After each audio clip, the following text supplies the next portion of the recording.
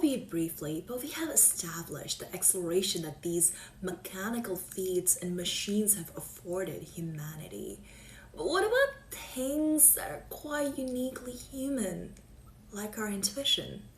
Human creativity is very hard to define and pin down to an objective function.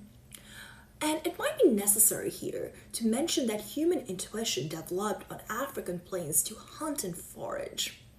But for whatever reason, it has embedded us with certain biases and almost reflexive actions towards a variety of issues in our life.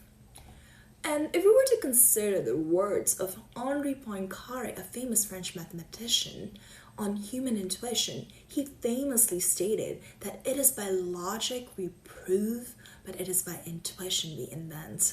Poincaré described 3 stages of discovery. 1, preparation, where you work consciously on a problem. The 2nd, incubation, where your unconscious mind processes it. And the 3rd, intuition, where an insight breaks through. He said that insights that reach our consciousness are marked by beauty and harmony. The unconscious selects not just for correctness, but for aesthetic resonance. And this does bring me towards this now relevant and much discussed Einstein test posed by Davis, which demands something outside of training data.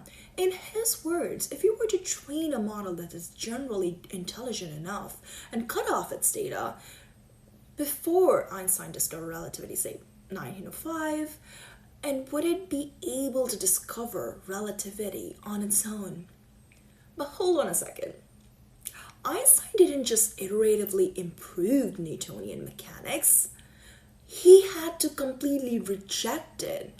The equivalence of gravitational and inertial mass, something Newton treated as a mere coincidence, Einstein had to look at it a bit longer. He had to devise a thought experiment about a man falling in an elevator and chalk it up to be a profound clue about the geometry of reality itself. And so much so, Newtonian mechanics became a special inertial case of his framework.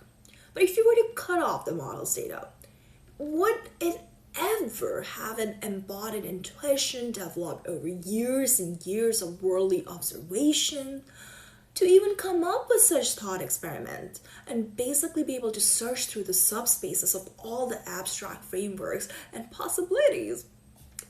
But why would we also have to really ask hard questions here and say, why would it actually hold on to Maxwell's laws of electromagnetism when there is no empirical evidence that this is a more profound truth about reality than classical mechanics, when Newton was a giant in scientific literature at the time?